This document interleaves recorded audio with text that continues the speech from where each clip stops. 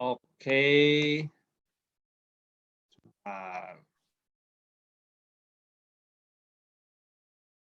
Oke, selamat datang teman-teman di acara iCommunity Level Up Club. Nah, iCommunity Level Up Club adalah sebuah acara yang kita adakan secara rutin setiap hari Kamis jam 19.30 oleh komunitas iCommunity. Ya, komunitas iCommunity sendiri kita punya tagline Share Network, Grow Network, berbagi relasi, perbesar rezeki. Ya, nah, buat teman-teman yang belum kenal saya, perkenalkan nama saya Juanda Rovelim. Ya, saat ini saya adalah founder dari Kafling Solusi Digital. Kafling Solusi Digital adalah sebuah digital marketing agency yang menangani social media management dan social media campaign dari perusahaan-perusahaan. Saya juga CMO dari PT Karya Anak Milenial Indonesia. Ini adalah usaha saya di bidang food and beverage. Saya juga ada certified trainer, founder dari iCommunity dan digital marketer.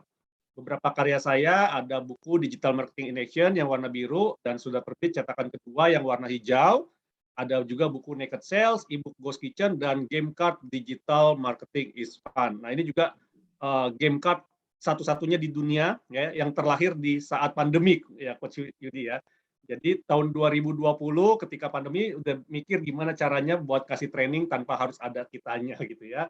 Nah, ini memadukan antara e-course digital marketing dengan permainan kartu. Jadi bisa belajar digital marketing rame-rame gitu. Nah, terus mau tahu lebih lengkap tentang saya bisa ke juandarovelem.com atau ke kaflingsolusidigital.com ya.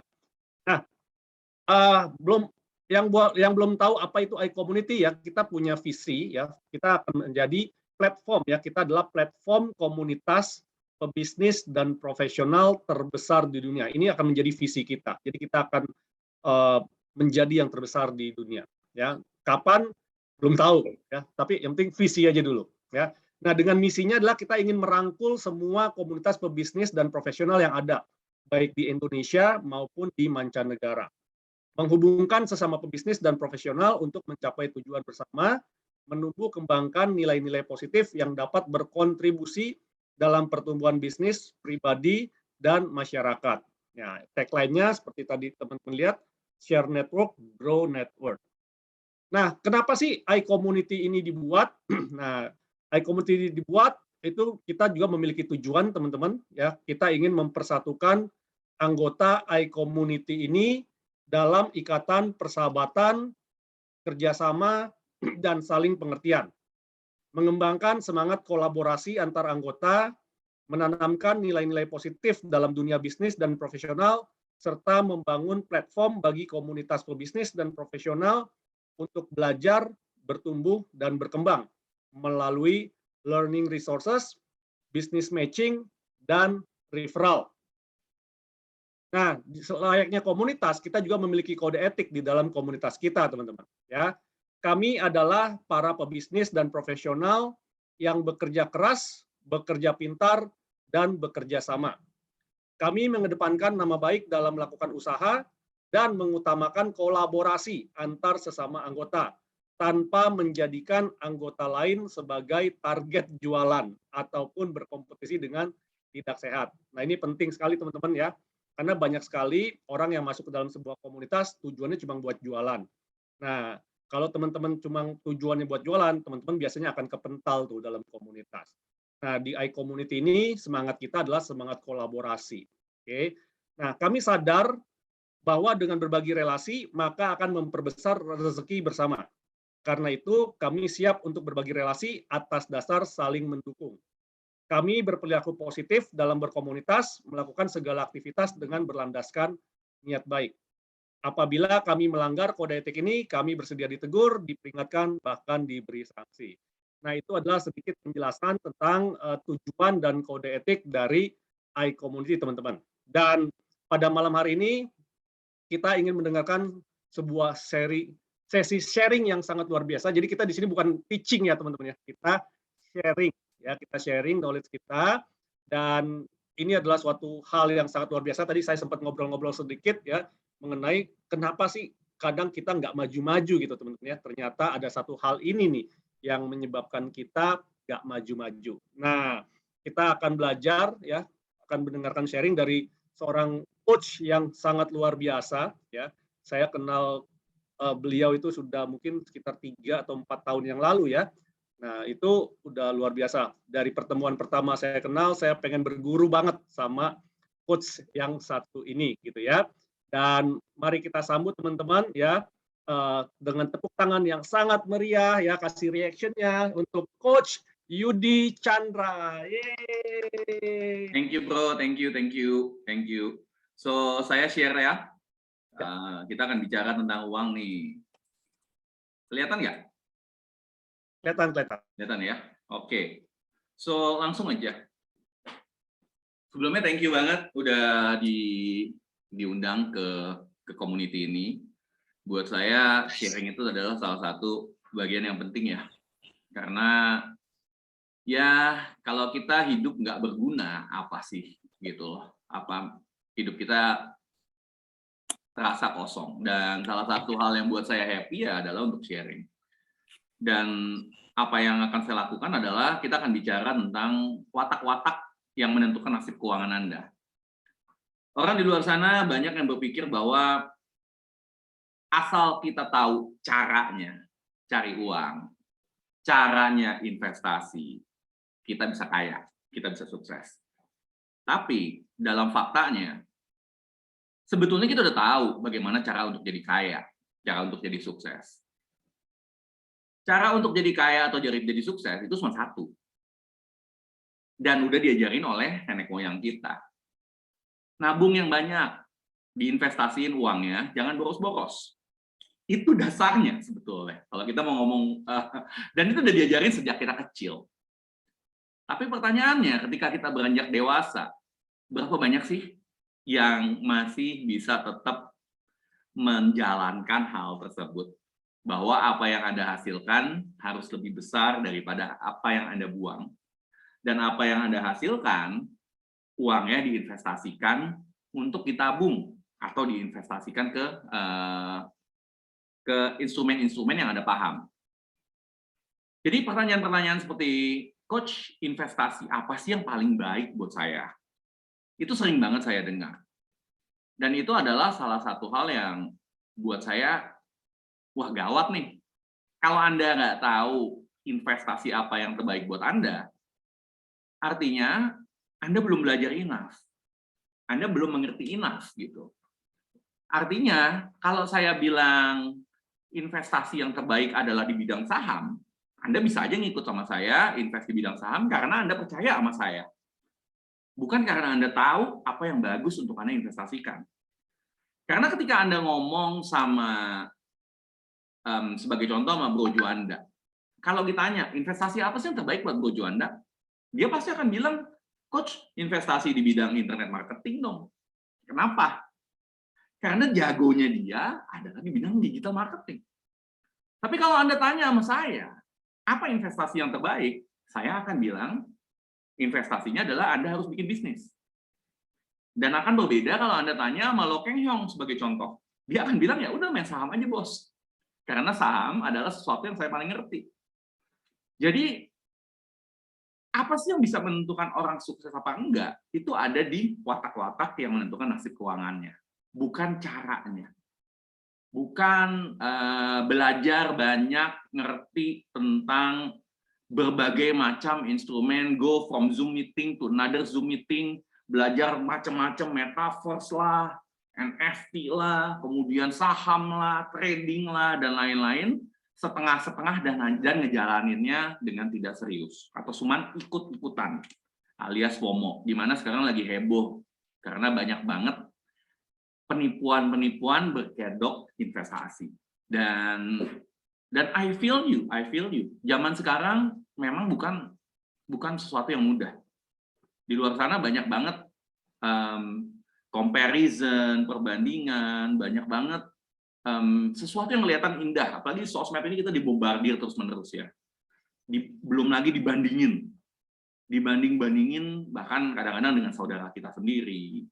Bahkan dengan ya kalau dibandingin sama saudara mungkin masih oke ya, tapi kalau dibandingin sama Elon Musk, tuh aduh stres banget tuh gitu.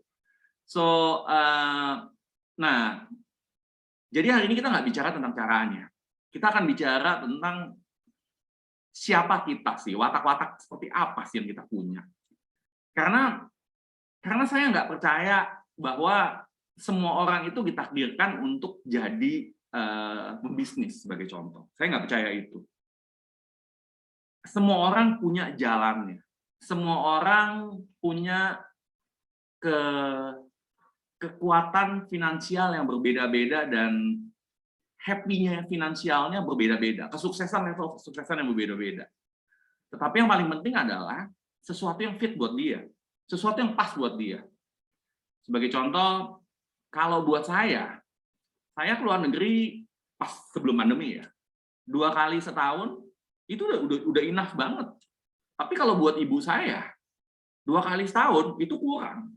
Dia minimal liburan itu 4 kali setahun. Dan dia lebih apresiasi, dia harus lebih fit dari sisi keuangan, sisi finansialnya untuk dapat melakukan hal tersebut. Buat saya mobil BMW is enough. Bukan berarti saya nggak bisa beli mobil yang lebih bagus, tetapi buat saya is enough gitu. Kenapa? Karena saya kebanyakan travel by plane, biasanya terbang juga. Saya punya mobil BMW setahun belum tentu jalan 5.000 km gitu. So buat saya is enough. Tetapi banyak juga teman saya yang bisa beli Ferrari. For me, saya nggak rela beli Ferrari. Saya nggak mau beli Ferrari karena buat saya nggak dipakai juga gitu, ya kan? Jadi setiap level finansial sebetulnya tergantung dari Anda dan Anda yang menentukan standar Anda. Dan ini penting banget. Karena itu saya membuat sebuah klub ya yang dinamakan Financial Fit Club. Yuk kita nge-gym dulu deh, gitu. Karena kalau kita punya otot sukses kita nggak kenceng, gimana caranya kita bisa fit? Dan level fitness kan beda-beda. Nah, buat Anda yang belum kenal saya, cepat aja.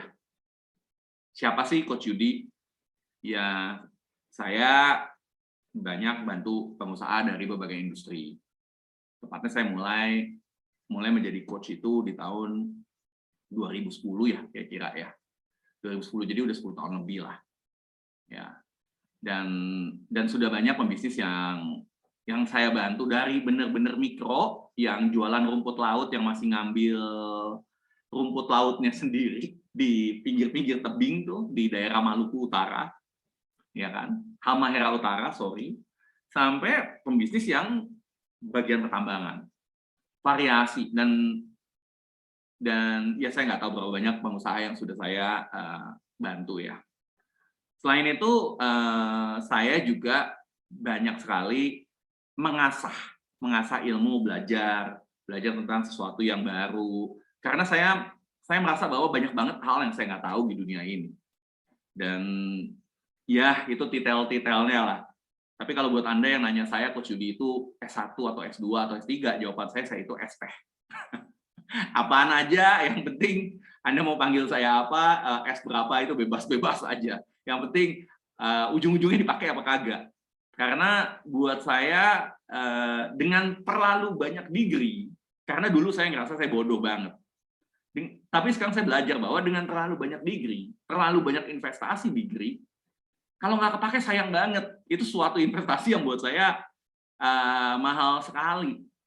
Jadi penting banget sebetulnya untuk kita belajar itu dipakai. Dan harapannya Anda dan saya hari ini udah investasi waktu ya, di mana saya bakal ada sharing di mana 40 menit ke depan. Yuk gunain waktu kita sebaik-baiknya. Karena sayang banget kalau kita nggak gunakan waktu ini. Karena 40 menit ini ke depan nggak bakal balik lagi. Ya kan? So, sayang banget. Buat saya bahkan sangat lebih berharga daripada uang. Saya juga seorang entrepreneur dan investor. Ya, dulu saya itu sales, jualan ke tambang batu bara.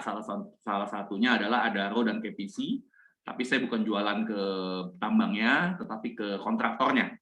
Kalau buat Anda yang pengen ngobrol-ngobrol lagi atau di dunia tambang mungkin paham lah ya dunianya kayak gimana.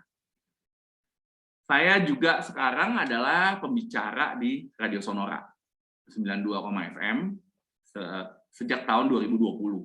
Thanks to pandemi. Thank you sama pandemi, akhirnya Sonora manggil saya untuk bantu para UMKM lewat channel mereka, Kompas Gramedia.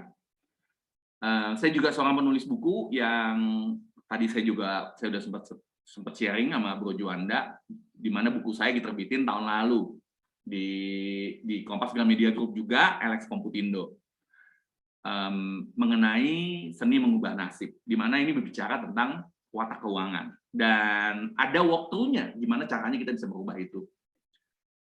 Saya juga adalah seorang yang aktif di berbagai macam sosial media, ada di Instagram, YouTube, Facebook, dan juga TikTok. Anda boleh cek atas nama Coach Yudi Chandra. So, gitu aja tentang saya. Sekarang mari kita bicara tentang uang. Uang itu apa sih? Kalau saya tanya sama Anda, uang itu apa? Bisa jadi jawabannya beda-beda. Tapi jarang sekali orang itu yang berpikir banget gitu, uang itu apa sih sebetulnya? Pernah nggak sih Anda mikir itu uang itu apa?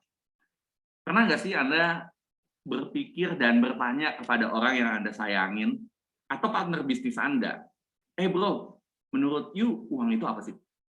Saya rasa jarang ya orang ngomongin tentang uang ya, itu apa.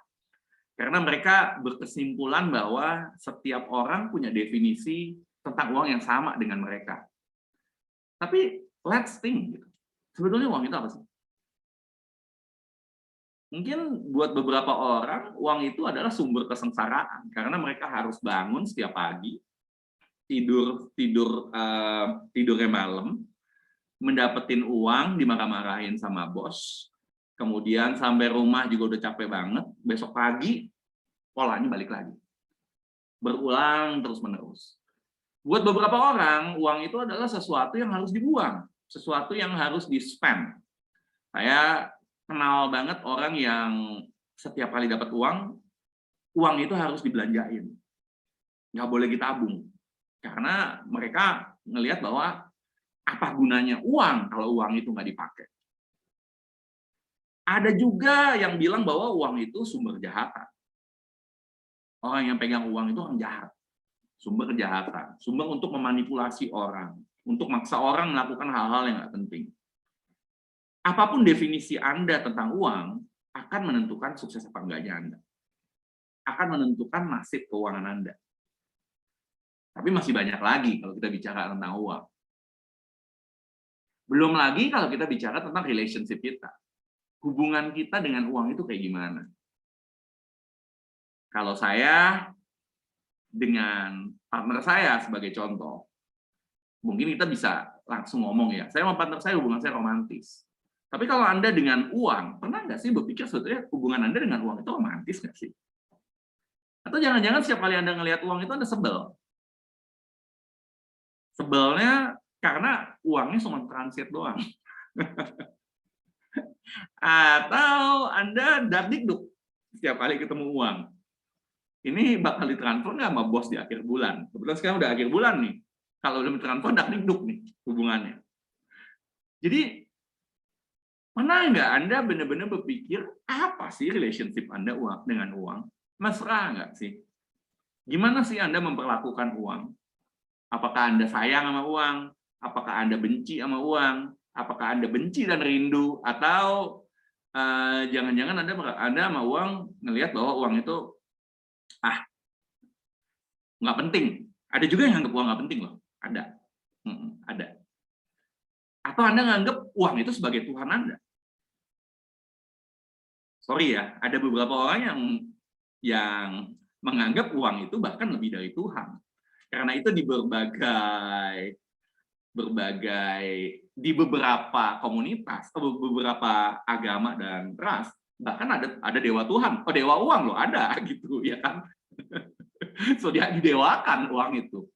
Ya, so relationship kita dengan uang juga akan sangat-sangat menentukan keuangan kita. Fit apa enggaknya tentang uang, tentang keuangan kita. Tapi jarang sekali ngomongin.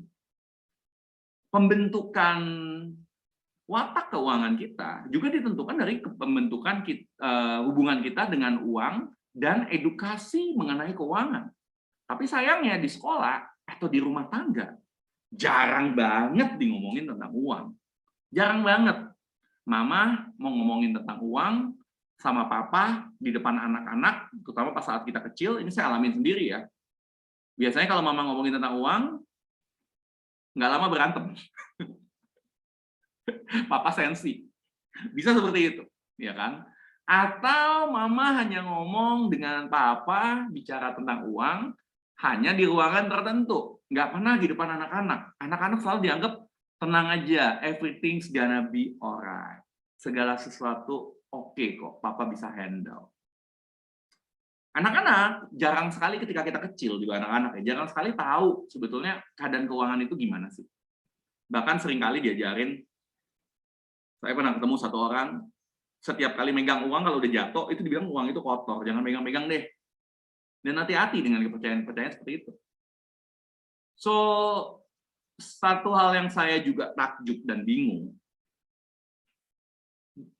sebetulnya kalau kita bicara tentang uang, uang itu adalah satu hal, kalau buat saya ya, satu hal yang mendekati, kepentingannya itu mendekati sama dengan oksigen. Kalau buat saya. Kenapa?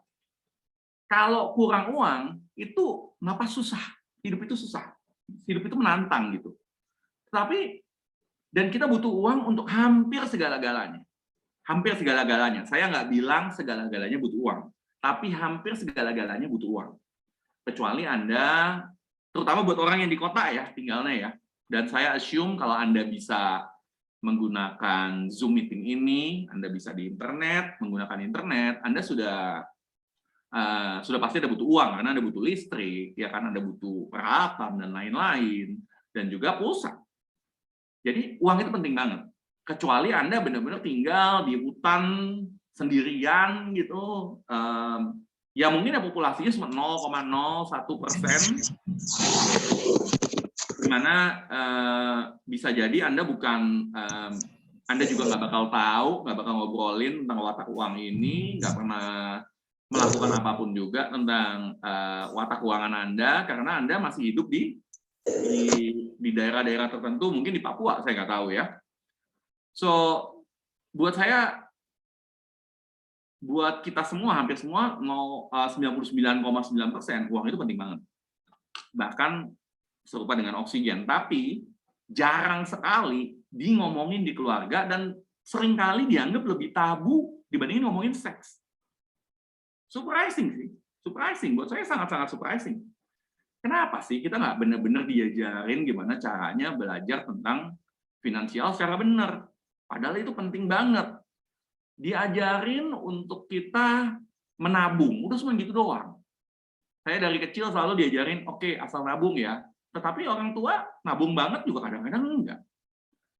Diajarin, disuruh untuk jadi orang kaya. Tetapi nggak pernah benar-benar ditunjukin gimana caranya untuk bisa jadi kaya. Watak apa gitu yang dibutuhin. Caranya terserah aja, yang penting papa mau kamu kaya. Kaya si itu tuh, gitu.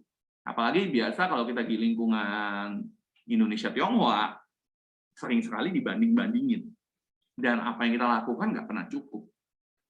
So itulah yang membuat banyak sekali dari kita mungkin merasa bahwa uang itu adalah sesuatu yang menantang. Banyak dari kita juga yang punya trauma-trauma keuangan. Dan saya yakin semua dari Anda pernah memiliki trauma keuangan. Ditipu contohnya. Dimanipulasi. Diapain lagi ya? Dibohongin, ya kan? Diapain ya? Ya banyak lah, banyak. Trauma-trauma keuangan, dimaki-maki karena ngebuang uang secara nggak benar atau melakukan kesalahan dengan uang kita investasi. Jadi bisa jadi bukan salah kita juga kita mengalami trauma-trauma seperti itu. Bisa jadi ini terjadi karena kita memang nggak pernah jarang banget kita ngomongin tentang uang di dunia nyata. So, dikarenakan itulah saya membuat buku Seni Mengubah Nasib. Karena saya melihat banyak ketakutan tentang uang. Karena kalau kita bicara tentang manusia, zaman boleh berubah, sifat manusia sama. Zaman dulu, dari zaman dulu sudah tertanamkan bahwa pria itu harus cari makan. Cari makannya tentunya kalau dulu berburu ya. Dulu berburu. Wanita sudah biasa dikatakan bahwa oke, ya wanita jagalah anak-anak, jagalah family. Wanita nabunglah atau hasil buruannya kemudian disimpanlah di rumah untuk dipergunakan. Dikarenakan itu kita bisa lihat bahwa sekarang secara normatif, cowok cari uang, wanita kemudian yang mengurus rumah tangga. Ini secara normatif ya. Tetapi karena kebutuhan makin lama, makin menantang, ya wanita jadi ikut berburu juga. Tetapi mentalitas dan watak keuangan yang sudah diturunkan dari dulu, ya tetap aja sama. Dalam pernikahan, sebagai contoh, atau dalam mencari jodoh, wanita akan selalu mencari pria yang bisa memberikan mereka sesuatu yang enough. Finansial penting banget. Dan ya, yang bisa provide mereka dengan family-nya. Dan ini juga menjadi semakin menantang dikarenakan munculnya sosial media yang memberikan perbandingan yang sebenarnya nggak benar. Nah, kalau kita nggak paham tentang watak keuangan kita bisa aja kita kerja, terus kita hilang waktu dan kesempatan. Kerja aja. Yang terjadi habis itu, karena kan kita terlalu fokus untuk kerja, kita nggak pernah belajar, kita nggak pernah upgrade diri, ada waktu, ada kesempatan, kita hilang. Buktinya apa?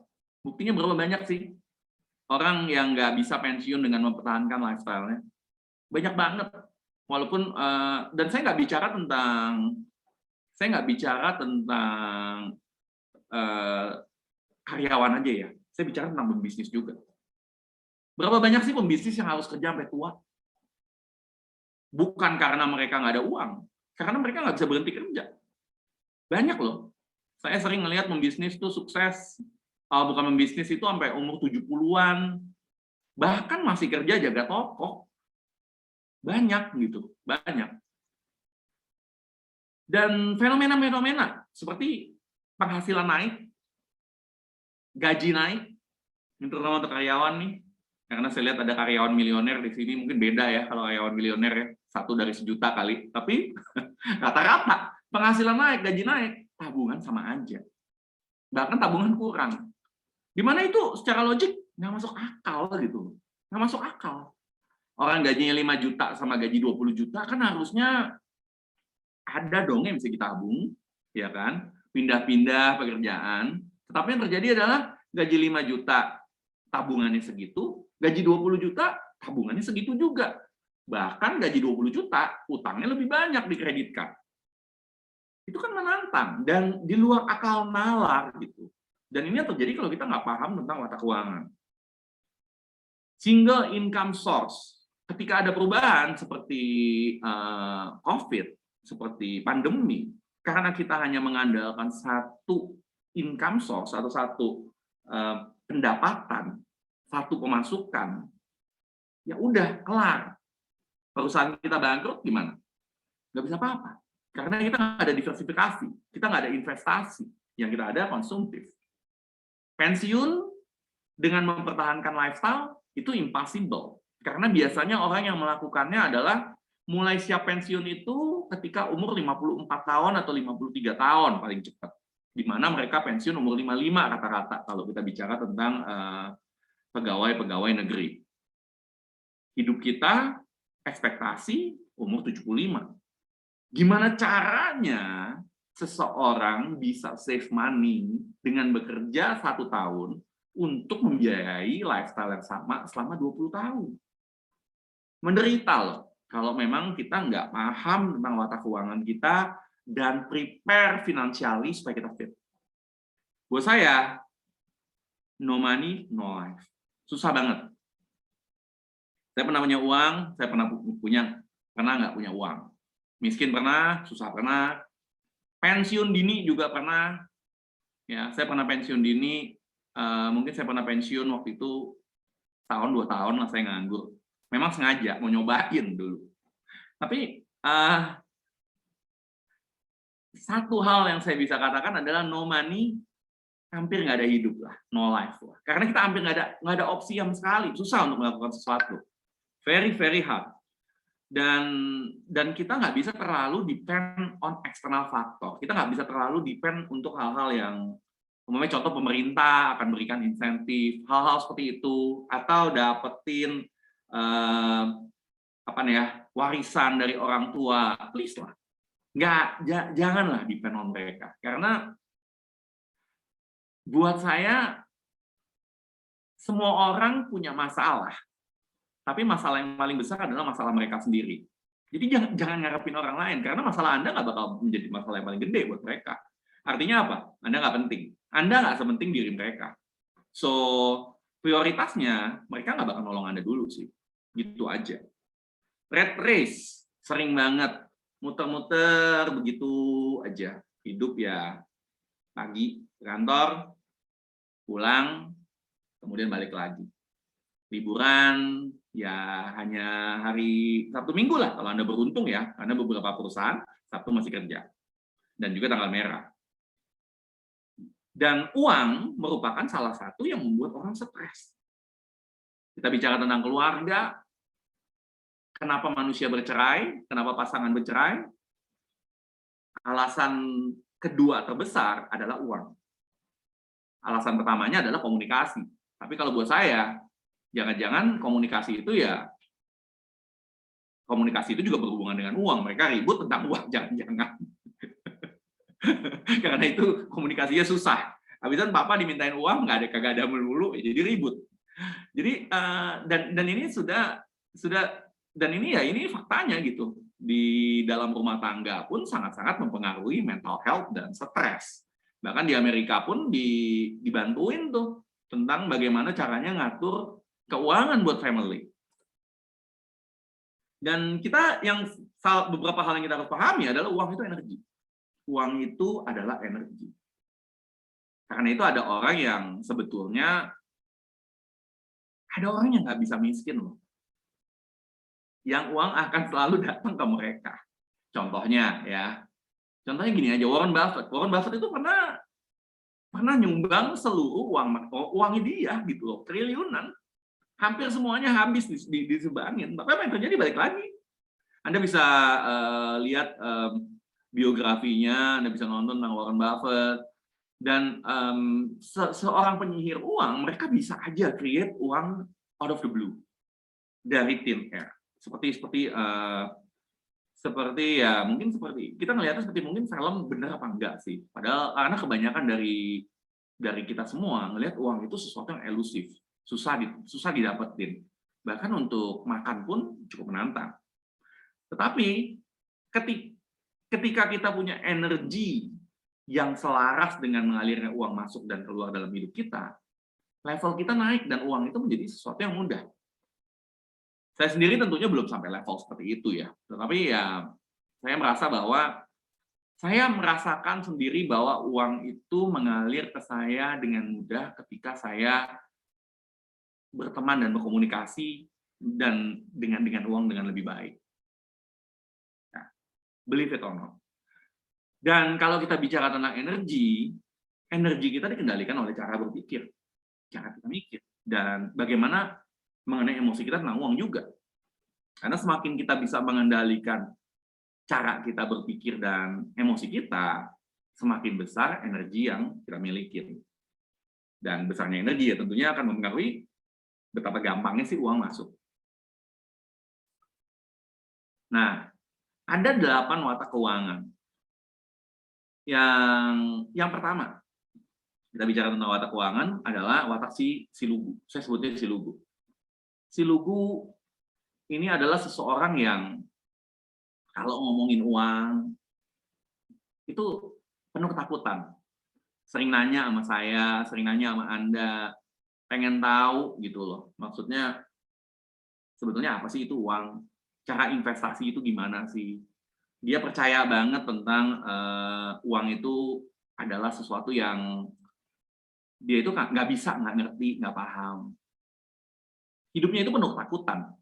Takut dengan perubahan, takut dengan investasi, takut dengan melakukan segala sesuatu dengan uang, takut. Mau beli sesuatu aja kadang harus nanya papa mama. Mau beli sesuatu terkadang harus nanya approval dari pacar atau dari pasangan. Si Lugu pengen sukses sih, kagum sama orang sukses, kagum sama crazy rich dalam tanda kutip. Tetapi untuk melakukan sesuatu itu perlu diyakinin. Dan hidupnya penuh ketakutan. Apalagi di saat pandemi ini. Dia penuh dengan ketakutan. Dia nggak yakin lah dengan diri sendiri. Nggak yakin lah, dan butuh diyakinin. Nah, si Lugu ini sendiri juga adalah seseorang yang bisa jadi Anda lihat di mana-mana ya, di dunia Anda ya. Mungkin, saya yakin Anda pernah ketemu hal seperti itu. Sifatnya kayak anak kecil. Nggak ngerti tentang uang. Jangan mikirin tentang investasi. Tentang uang aja nggak ngerti. Dan seringkali dibohongin. Hal kedua adalah watak kedua adalah si korban. Si korban ini juga kita sering lihat sering lihat dengan orang-orang itu yang selalu menolak tentang uang, menolak tentang investasi. Ngobrolin tentang digital marketing sama Bro Juanda, dia akan bilang, itu mah bisa-bisanya dia aja, itu internet belum siap tuh, contohnya. Ngobrolin tentang metaverse, dia bilang, udah metaverse mah untuk orang-orang itu semua penipuan. Ngobrolin tentang investasi juga, itu nggak mungkin lah, itu hal yang nggak mungkin, investasi di zaman sekarang itu lagi susah. Hal yang ada di watak kedua ini, di mana si korban ini adalah orang-orang yang kayak orang yang disakitin gitu, seseorang yang nggak pernah. Nah, ini udah ada pertanyaan. Nanti ya, bentar ya, saya jawab ya. Thank you for asking. Si korban itu adalah orang yang nyalain keadaan. Kita harusnya kaya, tapi karena ada tenaga kerja asing, kita jadi nggak sukses.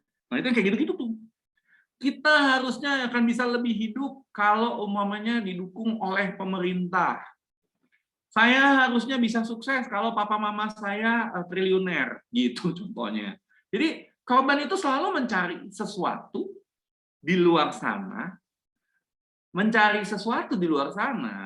yang bisa membuat dia sebuah story, sebuah cerita dalam hidup dia, kenapa dia nggak sukses, dan kenapa nggak mungkin dia kaya dan sukses. Inilah si korban. Dan dia nggak terbuka akan segala sesuatu. Bukan berarti dia pintar, bukan berarti dia bodoh ya. Dia memiliki kemarahan dalam hidupnya. Marah dengan uang. Hubungannya dengan uang, marah dengan uang. Ya namanya aja uang, dia nggak suka sama uang, dia marah dengan uang, mana mau uang datang. Dan inilah si korban. Segala sesuatunya salah kecuali diri dia. Bahkan Tuhan pun disalahin. Ini adalah watak si korban. Terkadang si korban jadi sadar. Terkadang ada beberapa korban yang sadar bahwa dengan dia selalu menyalahkan hal-hal di luar sana, dengan dia selalu menyalahkan keadaan eksternal, dia merasa bahwa hidupnya nggak kemana-mana. Karena kalau Anda jadi korban, hidup Anda emang nggak bakal kemana-mana. Hidup Anda akan stuck. So, akhirnya bisa jadi dikarenakan suatu kejadian traumatis, dan apapun itu, significant emotional event yang terjadi dalam dirinya, dia merasa bahwa enough is enough. Kita semua pernah jadi korban. Kita semua pernah ditipu teman-teman. Kita semua pernah dimanipulasi.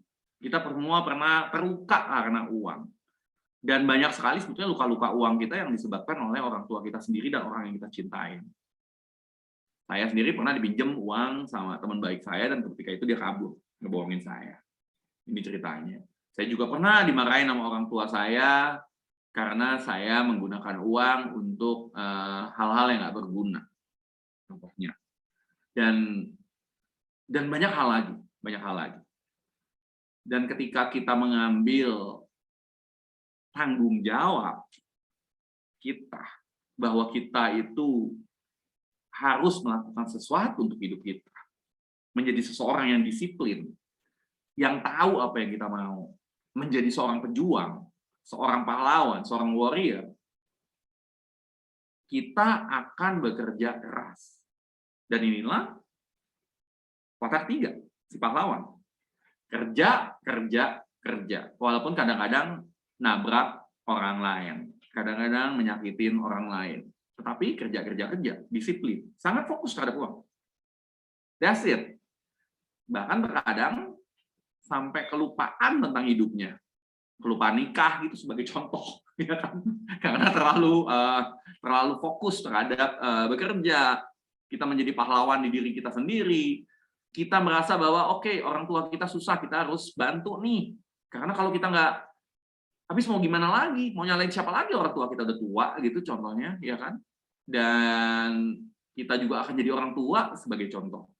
Kalau bukan kita yang bertanggung jawab, siapa lagi? Dan inilah pahlawan. Pahlawan menentukan nasib keuangannya di tangan mereka. Di tangan mereka sendiri. Mereka disiplin, mereka optimis, mereka tahu bahwa mereka harus melakukan sesuatu, terkadang ambisius, ya, sangat ambisius tepatnya. Dan kita semua memiliki watak ini, pahlawan kita. Kita semua memiliki watak pahlawan dalam diri kita sendiri. Hanya saja, ada pahlawan-pahlawan yang jadi pahlawan kesiangan. Keseruan jadi pahlawan, akhirnya jadi korban buat orang lain.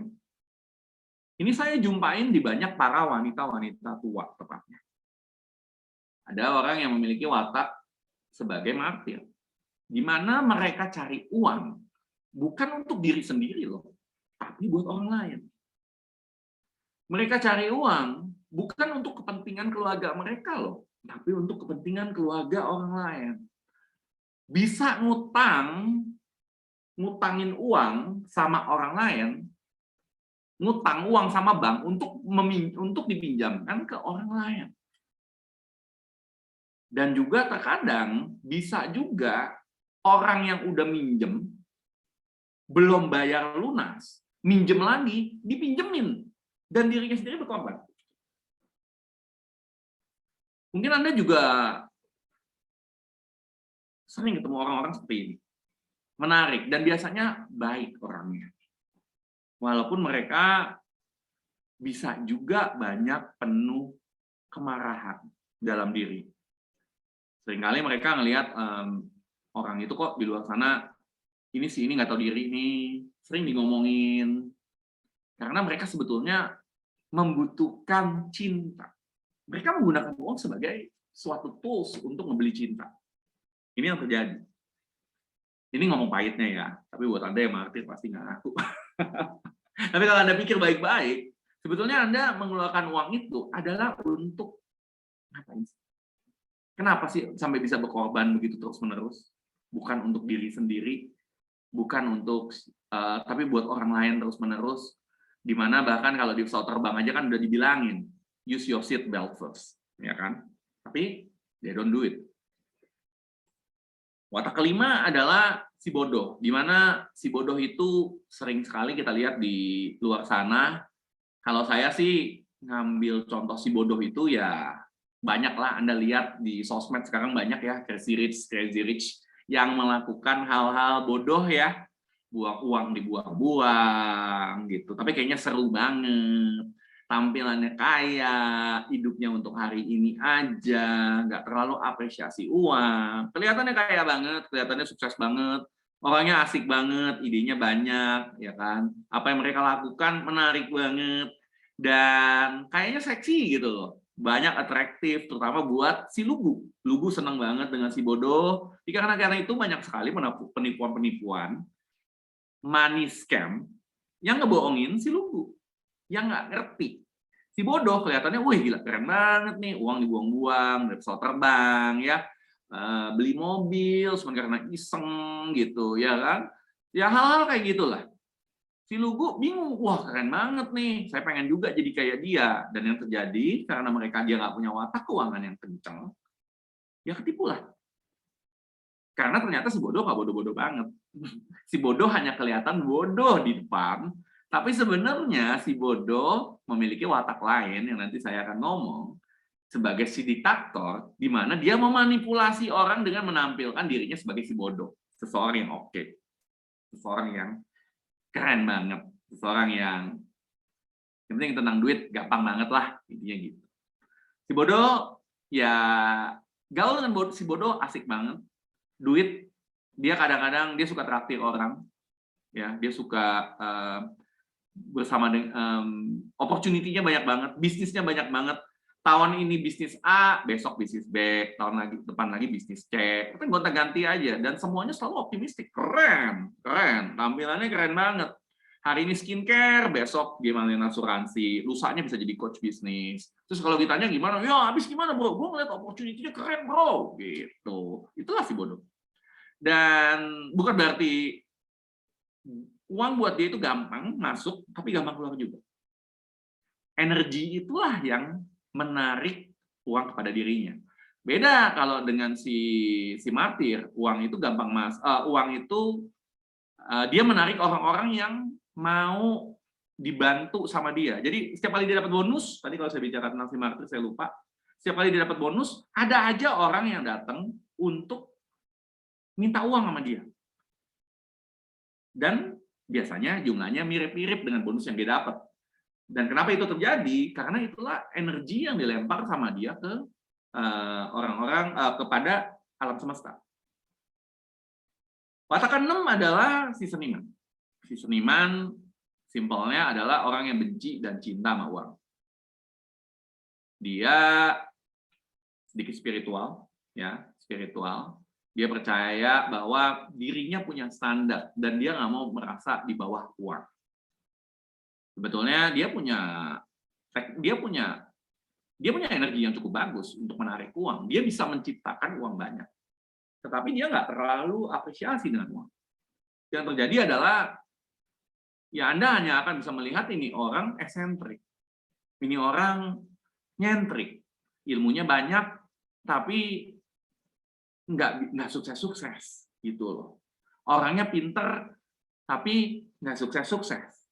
Bisa jadi karena dia dibandingin dia berbisnis sesuatu yang menghasilkan uang, dia mendingan contoh bikin bisnis yang mungkin aja saya bikin bisnis kelas yoga gitu contohnya, atau kelas meditasi gitu, hal-hal seperti itu.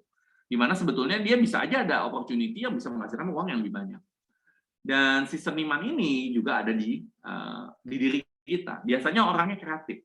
Dan kalau memang diasah, dia akan bisa menjadi si penyihir. Karena kreativitas ini adalah sebuah dasar dari seseorang untuk berubah wataknya menjadi seorang penyihir. Watak ketujuh adalah diktator. Sorry, saya cepat aja, karena waktunya cuma 40 menit. Ini juga kayaknya udah agak cepat nih. Aman. Ya, gimana? Oke. Watak ketujuh adalah diktator.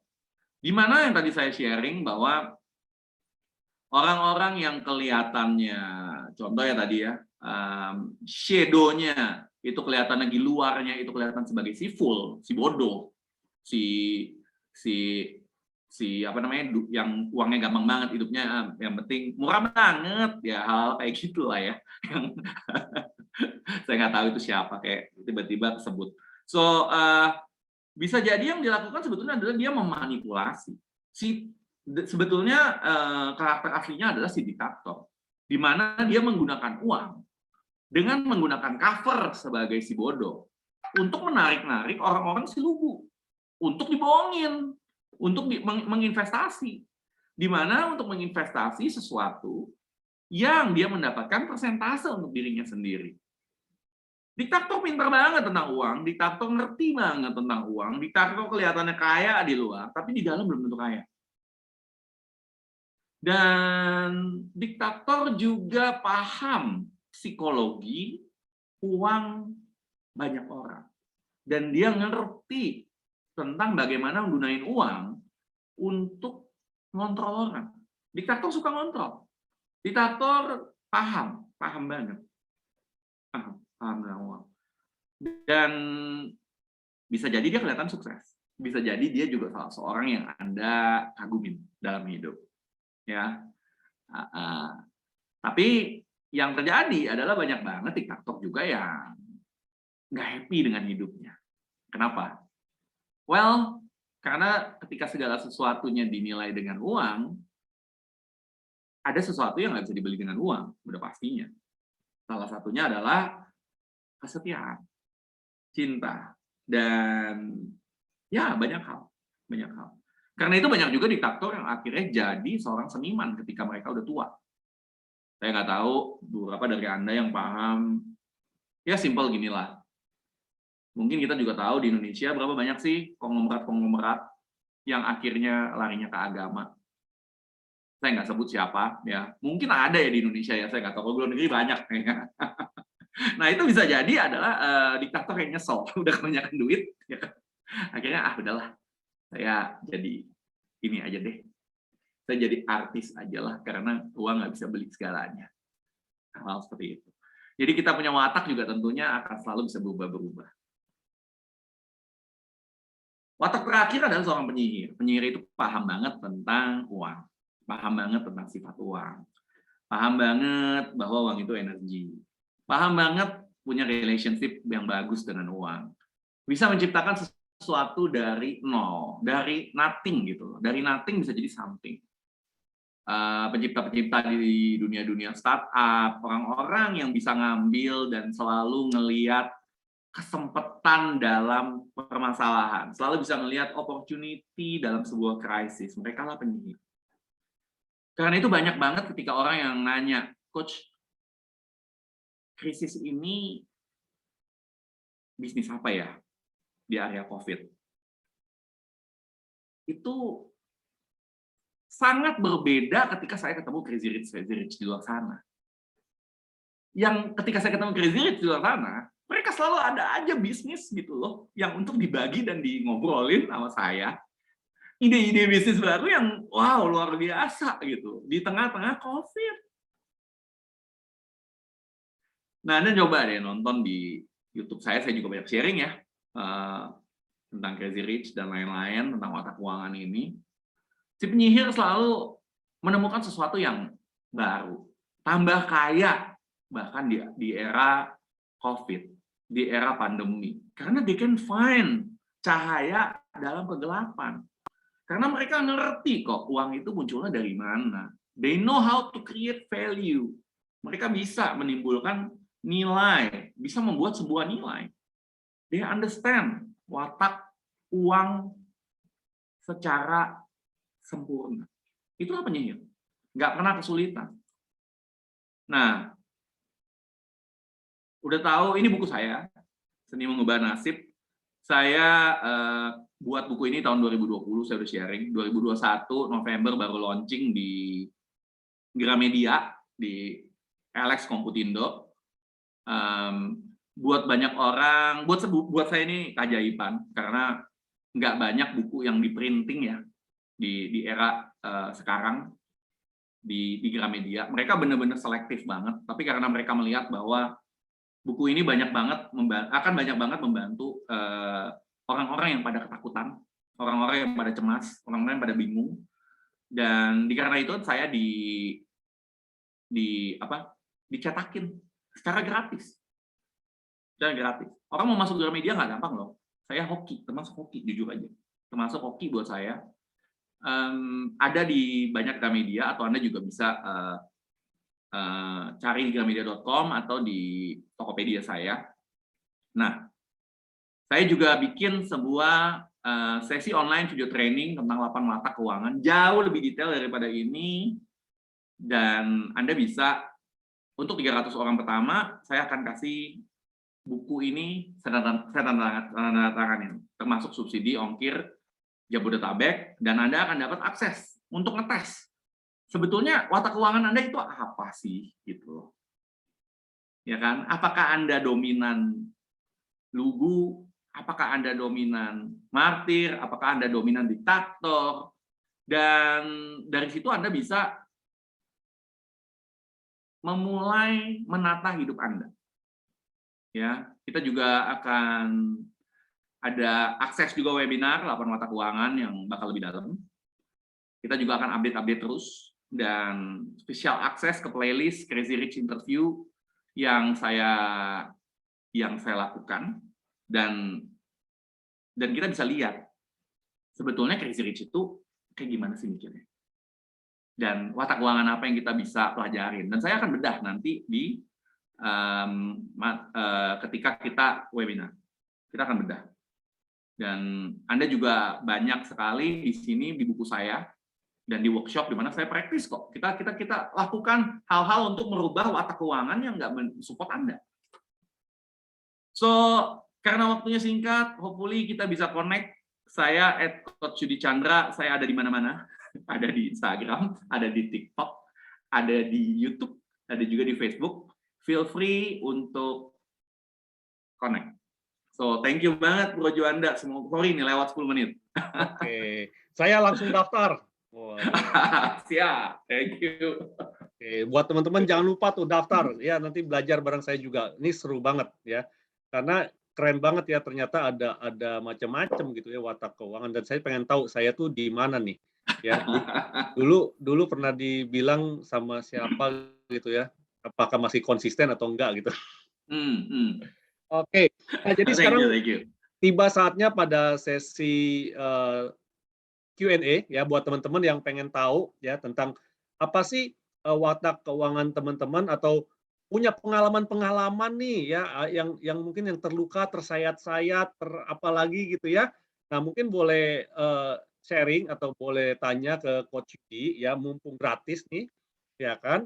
Nah, nanti sistemnya adalah teman-teman kalau misalnya mau ngobrol langsung boleh angkat tangan dulu, ya boleh angkat tangan dulu, ya raise hand. Nanti saya panggil baru open mic ya. Atau kalau misalnya malu-malu nih, aduh ditulis di chat aja deh, nanti saya bacain ya. Atau kalau misalnya mau dibacain tapi juga takut nih malu, ntar saya dianggap jadi victim gitu ya. Nah, itu dijapri aja ke yang private message. Tapi sebenarnya nggak boleh takut ya Coach Yudi ya, nggak boleh jadi victim gitu ya. Oke. Oke, ini ada pertanyaan dari Pak Arjo nih ya, kita mulai nih. Apakah niat dan tenaga ya bagi orang yang berpendidikan atau keahlian rendah bisa dijadikan aset yang kemudian mengantar pada pemilikan uang? Kalau bisa, seperti apa tips dan trik dalam mengelola niat dan tenaga ini? Gimana Coach? Kalau buat saya sih gini ya, thank you ya Pak Arjo ya, thank you. Yes. Jadi gini, orang banyak yang bilang saya itu pendidikan saya rendah atau saya itu umpamanya contoh saya itu keahlian saya rendah. Pertanyaan saya gini, memangnya Bro Juanda sama saya contohnya, memang dari awal udah langsung keahliannya dan pendidikannya tinggi. Saya belajar internet marketing pun baru mulai aktif di tahun 2020 sebetulnya. Seseorang magician bukan berpikir di mana kita mulainya, tetapi berpikir di mana kita maunya apa dan apa yang kita mau dapetin. Karena kita semua itu, saya dengan Anda, dengan siapapun Anda, awalnya perbedaannya apa sih? Perbedaannya cuma satu. Saya belajar duluan tentang ini. Saya bedanya Bro Juanda apa? Bro Juanda belajar tahun 2006. Internet marketing, saya belajar mungkin tahun 2019 atau 2020. Tetapi ketika saya sudah menguasai apa yang saya lakukan dan saya ngejalanin, bukan cuma belajar doang ya, karena buat saya belajar itu percuma kalau nggak dipraktekin. So, pendidikan rendah buat saya nggak ada. Yang ada adalah Anda nggak mau belajar. Dan Anda nggak tahu apa yang Anda mau pelajarin secara yang penting buat Anda. Jadi pilih apa yang Anda mau. Semua orang berasal dari awal kok. Salah satu orang yang saya salut juga Pak Hermanto Tanoko contohnya. Dia baru belajar podcast umur berapa tuh? Dia cukup tua loh. Itu magician banget. Itu penyihir banget. Dia baru buat podcast umur 60-an loh kira-kira. Ya, 60 dia baru mulai buat podcast. Bisa kok. Jadi nggak ada yang namanya pendidikan rendah. Yang ada adalah, yuk, gitu, kita belajar. Kita bareng-bareng. NFT metaverse saya baru belajar kapan? Baru belajar minggu lalu, contohnya. Tapi saya rencana mungkin tahun depan, tahun ini bakal buat NFT sendiri gitu. Tapi ya buat saya pertanyaannya bukannya di mana Anda berasal, tapi bagaimana Anda berakhir. Itu sih. Oke, siap. Thank you. Semoga menjawab ya Pak Arjo ya. Nah, dari Bu Jadi kalau Prisil saya nih, boleh klarifikasi, itu sebenarnya lebih kepada mindset ya, gimana memperbaiki mindset supaya tadi apapun situasinya kalau mindsetnya positif pasti nanti hasilnya juga positif, apa seperti itu maksudnya? Positif itu belum tentu bagus ya Pak ya. Kalau kita bicara watak keuangan. Jadi contoh gini, kalau Anda 3 tahun yang lalu bisnis, 3 tahun yang lalu Anda bisnisnya rugi. Terus Anda positif. 2 tahun lalu masih rugi, tetap ketemu sama saya, oh kok saya tetap positif.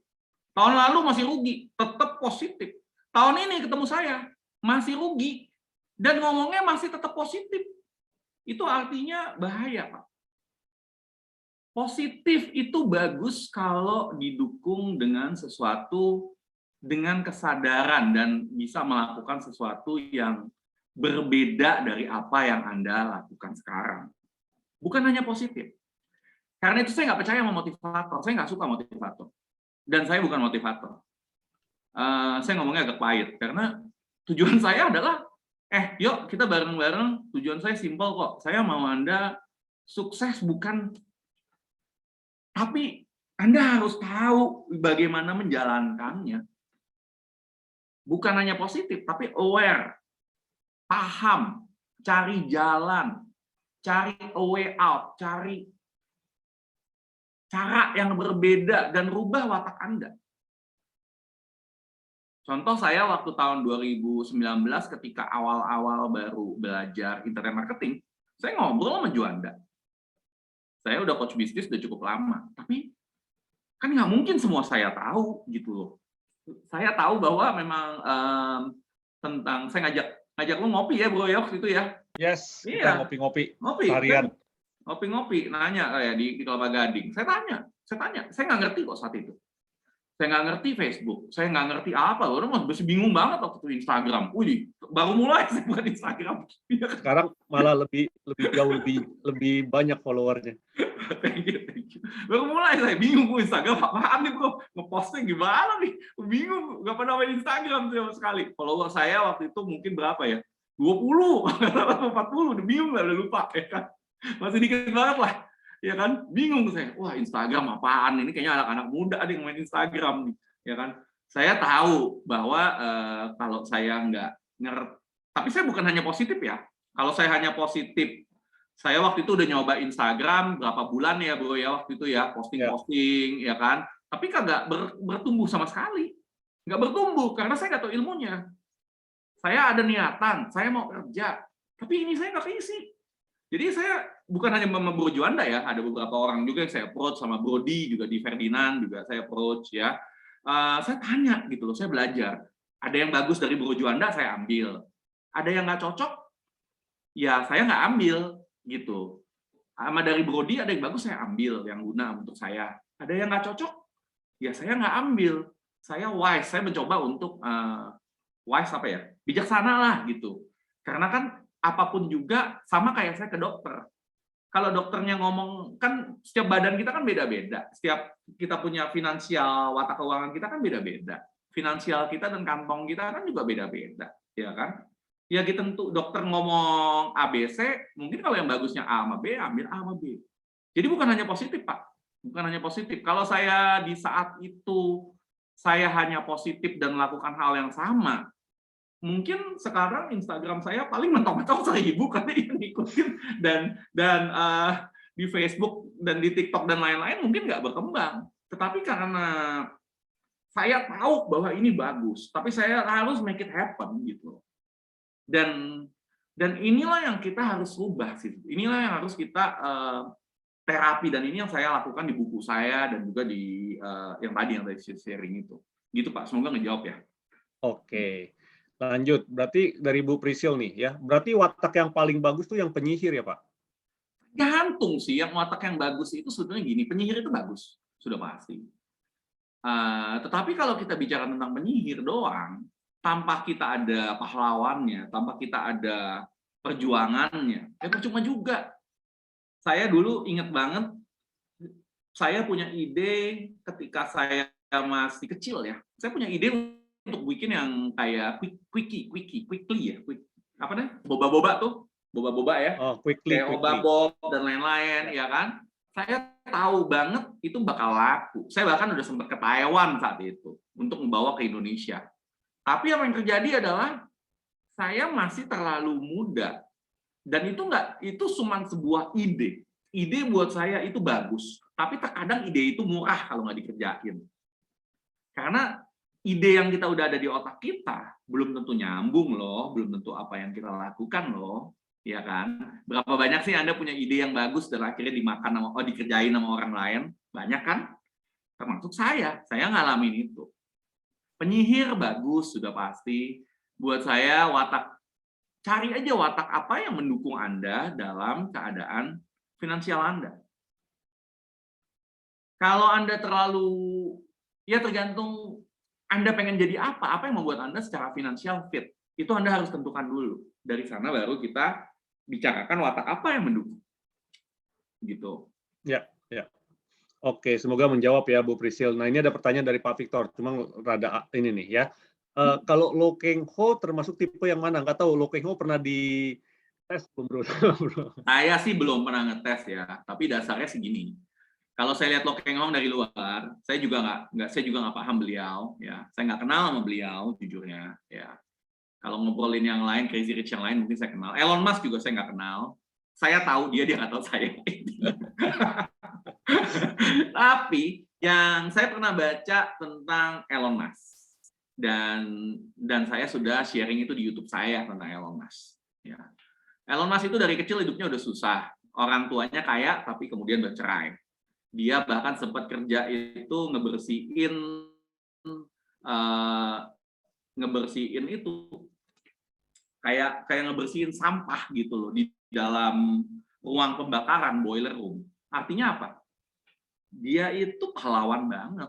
Berapa banyak dari Anda yang bisa dan mau membersihkan kotoran di boiler?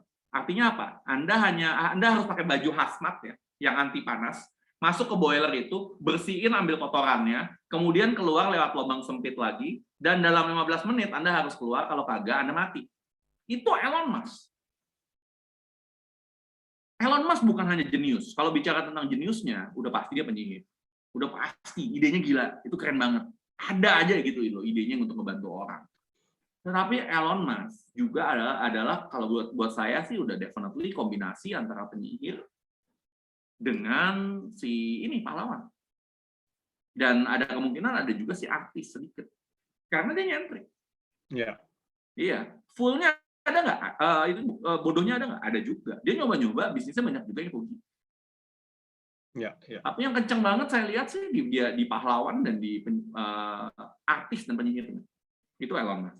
Kalau Lo Keng Hyong, saya juga ngelihat dia nggak pamer-pamer kekayaan ya. Kalau saya lihat ya. Sederhana ya. Sederhana banget. Kalau Lo Keng Hyong mungkin bodohnya si bodohnya nggak banyak. Banyakan Elon Musk. Itu sih tebakan saya. Tapi juga belum pernah ngetes tuh. Semoga ada kesempatan. Kalau ada yang kenal sama Elon Musk dan Lo Keng Hyong, please let me know. Siap. Oh ya, Pak Cudi, ini kalau mau ikut daftar tadi gimana nih tadi? Mungkin linknya boleh ditulis di kolom chat biar teman-teman juga bisa itu atau mungkin ditampilkan sekali lagi. Oh ya, oke, saya tampilin lagi deh ya, kalau gitu ya. Yes. Oke, sorry. Di kolom chat juga boleh ditulis diketik nanti biar pada ikut juga. Nah, nih ya. Jadi buat teman-teman tuh yang pengen tahu 8 watak keuangannya ya, teman-teman tuh tipenya yang mana sih? Biayanya berapa? Itu cuma 199.000, Bu Prisil. Ya, murah banget ya. Murah banget, dapat buku, saya tandatanganin. Dapat buku ditandatanganin. Nah, pokoknya saya mau satu ya. Saya ikut. Ini jadwalnya kapan ya? Ini e-course atau ada jadwalnya? Ini e-course, kita juga akan ada webinar lagi nanti. untuk Oke. ngebahas masing-masing watak. Kemudian setelah Anda tes, kan Anda juga bisa bertanya yang lebih tajam ya. Ya, ya, ya. Ya. Oke, berarti ini apa namanya, e-course dulu, habis itu ada komunitasnya ya, gitu ya? Komunitas nanti kali ya. Saya sih Belum ya? pemikiran saya webinar dulu aja. Ya. Oke, webinar. Oke, nah itu Bu Anastasia sudah done tuh. Wah, thank you Oke, Bu. silakan teman-teman lagi yang mau ikut ya. Saya juga mau ikut ya. Thank you. Saya mau ikut juga. Jadi nanti kita belajar bareng-bareng ya sama Coach Yudi. Soalnya saya dari sebelum Coach Yudi nanya-nanya saya atau belajar digital marketing dari saya udah duluan pengen jadi muridnya Coach Yudi, cuma nggak dikasih-kasih gitu kan. Nah, mungkin ini jadi satu kesempatan buat saya, suatu jalan bagi saya untuk jadi muridnya Coach Yudi gitu ya. Sama-sama belajar selalu, Oke. Bro. Ya. Oke, udah ya, teman-teman tinggal diklik linknya di kolom chat, silakan yang mau tahu. Ini menurut saya penting banget teman-teman, ya supaya kita nggak salah jalan ya, supaya kita juga nggak dibodoh-bodohin sama si bodoh Jadi, gitu ya. Apalagi sekarang lagi pada ketar-ketir tuh ya, investasi bodohnya pada scam semua. banyak banget, Bro. Jadi mungkin saya sharing sedikit ya, sedikit lah. Ya. Kenapa sih saya buat murah gini? Karena ketika ide ini muncul sebetulnya di Desember 2021. Waktu itu pas lagi pada liburan, tim saya udah libur tuh. Saya libur, tapi saya nggak kemana-mana karena ya namanya juga pandemi ya. Saya merenung, saya lihat kalau Anda ke kantor saya, Anda bisa lihat saya punya visi itu adalah menciptakan 100 juta miliarder di dunia. Bukan 1 juta, 100 juta. Tapi kemudian saya mikir, benar-benar saya mikir. Saya nanya, Yud, 100 juta, gimana caranya nyampenya gitu, jujur aja. Bayar saya itu puluhan juta gitu, untuk ngobrol sama saya dalam berapa jam, itu puluhan juta gitu. Terus berapa banyak orang yang sanggup bayar puluhan juta gitu untuk ngobrol, ya kan? Akhirnya saya ada ide gila. Saya bikin deh ini available untuk everybody. Kalau punya sesuatu yang berharga, ya udah jadainnya sekaligus. Buat saya kalau pengen, kenapa? Ya udah, saya percaya kok. Saya bikin murah, saya bikin buat banyak banget orang yang bisa join. Saya bantu banyak orang, saya yakin kok. Daripada saya ngecat selama ini puluhan juta gitu, tapi saya hanya bisa nolong sedikit orang. It's time for me to change. So tahun 2022 ini, it's a big change buat saya. It's a big change buat saya. Dan yang men-trigger ini, thank you, di masa pandemi Desember saya banyak self reflection ya. Karena buat saya setiap tahun saya punya tema. Hidup saya itu setiap tahun ada temanya. Dan tema tahun ini adalah uang. Tema saya. Dan ini didukung oleh, karena di bulan November buku saya juga baru rilis, Seni Mengubah Nasib oleh Alex Computindo. Jadi saya lihat, oh ya udahlah, pas kayaknya universe, alam semesta nunjukin, Yud, kayaknya it's time deh, kalau bukan gue siapa lagi gitu. So saya buat ini very cheap. Ya, oke, sip. Oke teman-teman, thank you Coach Yudi ya. Nah, saya akan lanjutkan sedikit lagi tentang iCommunity. Oh sorry, masih ada ya bro, sorry. Ya, nggak apa-apa, sedikit lagi. Cuma buat pengumuman. Oke. Nah, teman-teman ya, bagaimana jika ada cara yang murah dan mudah untuk mengembangkan network dan omset bisnis Anda? Nah, pernahkah teman-teman mengalami masalah-masalah berikut, misalnya tidak memiliki modal besar untuk mengembangkan bisnis, tidak memiliki produk unggulan untuk dijual, tidak memiliki pengalaman untuk berbisnis, tidak memiliki network yang tepat untuk mengembangkan bisnis, atau tidak memiliki skill untuk mengembangkan bisnis? Jika Anda pernah mengalami masalah-masalah di atas, maka Anda tidak perlu bersedih, karena Anda tidak sendirian, teman-teman. Sebab masalah di atas terjadi pada sebagian besar pebisnis. Dan jika Anda sudah melakukan segala macam upaya, seperti misalnya ikut seminar motivasi, ikut kelas workshop, ikut berbagai macam komunitas, ikut berbagai macam event, ikut berbagai macam bazar, tapi belum bisa menyelesaikan masalah Anda, maka Anda wajib mencoba cara yang satu ini, teman-teman, yaitu adalah kolaborasi, berbagi relasi untuk memperbesar rezeki. Karena apa yang Anda lakukan saat ini mungkin itu baik untuk pertumbuhan diri atau bisnis Anda. Tetapi untuk bisnis Anda bisa besar dan Anda butuh berkolaborasi dengan sebanyak mungkin rekan bisnis. Nah, bagaimana caranya untuk berkolaborasi dengan sebanyak mungkin rekan bisnis? Memperkenalkan iCommunity, ya, komunitas dan platform digital tempat para pebisnis berinteraksi dan berkolaborasi bagi kemajuan bisnisnya. 3 alasan Anda perlu join, ya. Alasan pertama adalah valuable community, yang kedua adalah quality leads, yang ketiga adalah low cost.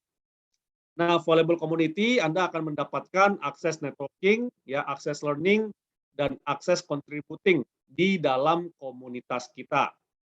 Sedangkan quality leads di sini teman-teman juga akan mendapatkan leads customer baru, leads reseller baru, ataupun leads customer retention. Sedangkan low cost di sini teman-teman nggak perlu biaya iklan, ya, karena kita bekerja dari word of mouth, dari mulut ke mulut, dan akan banyak sekali konten-konten freemium untuk upgrade skill seperti hari ini. Bagaimana cara iCommunity membantu Anda untuk berkolaborasi dengan sesama pebisnis dan profesional? Yang pertama, kita ada namanya iCommunity Level Up Club, ya, seperti hari ini, ya. Ini adalah event mingguan untuk belajar dan saling berkenalan untuk seluruh anggota dan umum, teman-teman. Dan ini gratis, ya. Jadi silakan teman-teman menggunakan link yang sama minggu depan juga, ya. Pembicaranya nanti beda lagi. Yang kedua adalah iCommunity Business Matching, ya. Ini adalah event business meeting rutin yang untuk saling mengenal bisnis sesama anggota. Untuk mendapatkan hasil maksimal, meetingnya hanya diikuti maksimal 10 sampai 15 peserta saja. Nah, kemudian saya percaya setelah business matching akan ada terjadi ingin lebih detail, maka juga ada kegiatan yang namanya iCommunity one-on-one meeting, di mana sesama anggota saling penjajakan dan bertemu saling satu-satu, ya, one-on-one. Kemudian adalah iCommunity Refer a Business, di mana sesama anggota juga saling mereferensikan bisnisnya ke anggota, ke jaringan masing-masing, ya, sebagai bentuk kolaborasi bersama. Kemudian yang kelima, iCommunity Company Visit, ya, itu adalah acara bulanan untuk belajar dan mempererat ikatan dalam komunitas. Serta yang keenam adalah iCommunity Business Summit, ya. Jadi ini adalah 6 kegiatan utama yang akan teman-teman lakukan di dalam komunitas kita. Nah, ini contoh, dan ini adalah business matching kita yang berikutnya, ya. Ini waktu yang ada di Permata Hijau Suite nih. Nah, yang next-nya business matching kita akan ada hari Jumat besok, ya. Itu tanggal 28 Januari 2022, ya, jam 2 sampai jam 4, ya, di mana saya yang akan host, ya, dan kita akan bertemu di Bakmi Naga Resto, Gading Walk, Mall Kelapa Gading, Jakarta Utara, ya. Dan it's free, teman-teman, silakan datang, ya. Silakan datang, pendaftaran dulu, ya, tapi tetap harus pendaftaran karena kita maksimal adalah 15 orang saja. Nah, kenapa sih dibatasin 10 sampai 15 orang? Supaya lebih intens, teman-teman, ya. Karena kalau business matching orangnya terlalu banyak, kita jadi nggak bisa saling mengenal lebih detail antar sesama peserta, gitu, ya. Nah, jadi silakan kalau yang mau hadir besok, ya, hari Jumat 28 Januari, bayar masing-masing makannya. Oke, jadi it's free tapi makan bayar masing-masing. Silakan daftar di bit.ly/IBM 28 Januari. Ini bisnis matching kita di Mata Hijau Suite nih contohnya, ya. Terus juga one-on-one meeting, saya sangat menganjurkan untuk anggota di dalam iCommunity langsung aja penjajakan dengan pebisnis-pebisnis, ya. Ini seperti saya dengan Pak Hendra dari Kenari Jaya, terus ada dengan Pak Ives, dia adalah owner dari Rumah Panel Surya, ya. Sama ini dengan Ibu Susan Mbak Minaga dan lain-lain. Jadi silakan, ya, bernetworking, bertemu dengan sesama pebisnis, berkolaborasi di dalam komunitas iCommunity, seperti itu. Dan jangan lupa juga untuk follow, ya, untuk follow Instagramnya iCommunity Official. Ini juga Instagramnya masih baru, ya, baru 2 bulan ini diaktifkan, ya, seperti itu. Nah, jadi silakan di follow Instagramnya iCommunity Official, teman-teman. Dan thank you ya, sekali lagi saya ucapkan kepada Coach Yudi udah sharing-sharing ya, udah sharing-sharing kepada kita-kita semua yang ada di sini. Tadi ada sekitar 42 orang ya, sekarang tinggal 34 orang. Nah, mungkin untuk penutup saya undang teman-teman sekalian untuk open kamera, yang bisa open kamera kita foto bersama. Ya. Dan saya juga sudah daftar dan mau transfer habis ini. Thank you bro, thank you. Thank you ya semua yang udah transfer ya. Udah ada beberapa yang masuk, thank you. Silakan boleh dibuka kameranya. Sudah semua? Oke, buat teman-teman jangan chat dulu ya. Kita mau foto dulu, oke? 1, 2, 3, yeay! Dan saya undang teman-teman untuk open mic. Sama-sama kita ucapkan terima kasih Coach Yudi. Thank you semua. Terima kasih. Terima kasih, Coach. Terima kasih, Coach Terima Yudi. kasih. Coach Yudi. Oke, dengan demikian berakhirlah acara iCommunity Business Matching pada malam hari ini. Kita ketemu besok buat yang mau ikut iCommunity Business Matching. Ya. Sampai ketemu di event kita minggu depan. Bye-bye. Thank you semua.